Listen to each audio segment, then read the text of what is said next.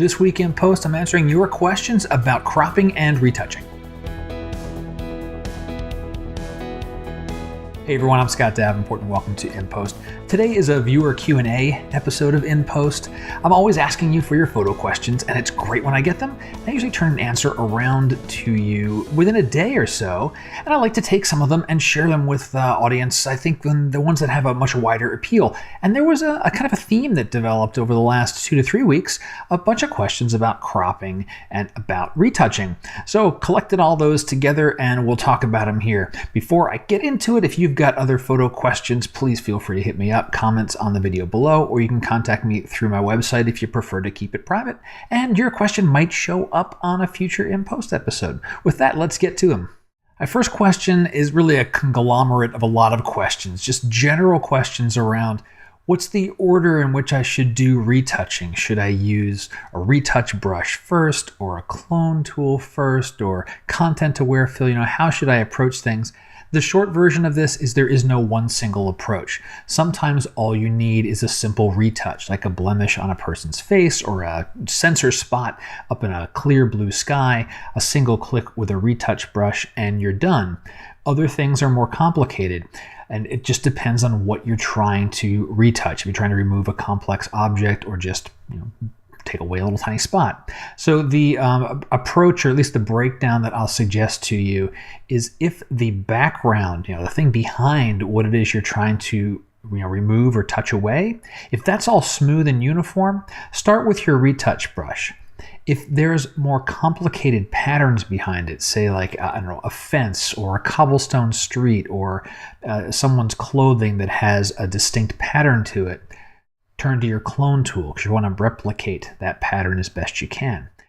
You can try a content-aware fill for some of those more complex backgrounds. Sometimes it works great. Sometimes it needs a little bit extra nudging with other tools. And that's the other piece too, is you may need to use a combination of tools. It might not just be one that gets the job done. I've got actually a video course, a little dated as far as my quality of video recording, let's say, but the information in it's still pretty good. So if you really want to dive deep, you can check that out on my storefront. This next question is a specific on one photo question about retouching tools and can they be copied and pasted across multiple photos? Well, the short answer is no, they can't. There is no facility to do that today. And that's kind of a bummer because for a sequence of shots that are the same, such as the same landscape or the same portrait session, for example, if you've got a sensor dust spot somewhere that's the same spot in every single photo, it would be nice to be able to lift and stamp or copy and paste those across the set of photos in your particular shoot. So my only advice is go to the Photo Raw project, find that feature and upvote it, and if you don't see it listed as an idea for a future version of Photo Raw, then add it in and ask your friends and others to upvote that so it becomes part of the tool. My third question's about cropping, and there's like a two-parter here. One is, when do I crop in my workflow? And second is, do I care about the aspect ratio? So let's talk about when do I crop in my workflow. Does it start at the beginning? Does it start at the end? And it all depends on who you are. I actually asked this to a variety of other photographers too, because I was curious about my approach, and mine is just my approach. It might work for you. You might like to do it differently. So there's no wrong answer here. I tend to do my cropping up front, and at the minimum, just to straighten a horizon or eliminate any type of distracting elements at the edges of my photo. I'm always doing what I'll call a border patrol around the photo. I'm sweeping my eye around the edges, and if there's something that doesn't fit or it's pulling my eye out of the frame, a crop is sometimes the easiest way to deal with that.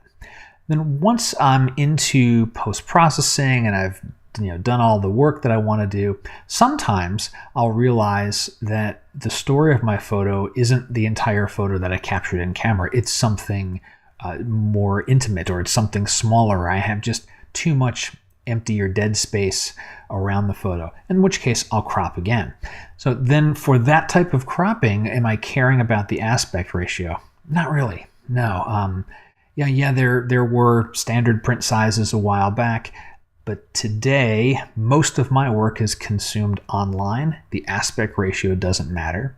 And if I have something that I really, really like and I want to print, well, then I'll print it at whatever size I've cropped it to, and I can have a frame made and a mat made and all that kind of stuff for whatever size that I need. And that type of work would be for those extra special photos. If I've got something else where it's a really nice photo, like the ones on the wall behind me, those are 16 by 20s. Well, I didn't capture those at 16 by 20, so I did some minor cropping but still have the essence of the photo there. So I won't care about the aspect ratio all that much. When it comes time to print, maybe I'll care, maybe I won't. All depends on the particular photo. The last question for today is about the order in which we do things in post-processing. And this applies to retouching, cropping we just talked about, but also just in the general sense. Does it matter what order you're applying adjustments in post-processing?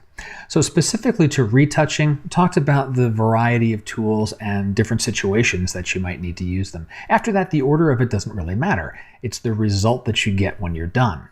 And taking a step back from cropping and retouching, I think the same is true for our general things. By and large, applying adjustments, it doesn't really matter what order you do them in. It matters what the result is. Now, there are exceptions. I think, well, let me take a step back. Earlier in digital photography, when the tools were not as advanced as what we have now, there were very specific orders you needed to do things, or you'd end up with, sharpening would be way too much, or the photo would get crunchy, you'd lose resolution, whatever it might be. Those problems are gone. But for certain situations, I could see where the order would matter. For example, if you're working with a tool where you're fundamentally adding digital filters, one on top of the other, and the output of one digital filter is the input to the next one. Well, let's say I'm converting to black and white from a color photo.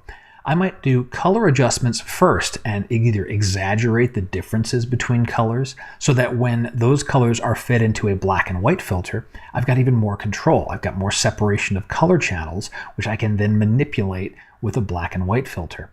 Now, similarly, if I'm adding any type of coloration filters, split tones, or just a standard color filter with a low opacity, well, the order in which I add those might end up with different results if I were just rearrange them in the filter stack. But that doesn't really matter because you're really looking at the preview window. You're adding the different filters and you're deciding, I want to add a little extra contrast. I want to add this type of color cast. I want to do a curves adjustment. And you're doing those things based on what you're seeing on the screen. And so long as what you're seeing on the screen is what you're happy with for your photo, then the order doesn't really matter. And that's going to do it for this week's In Post. I hope you've enjoyed it. If you did, please let me know somehow. Subscribe to the channel, comments on the video below, likes, social shares, always appreciated. And if you've got photo questions, I'm all ears. Comments in the video below with your questions, or if you prefer to keep it private, you can hit me up through my website. Until next time, my name's Scott Davenport, and happy shooting.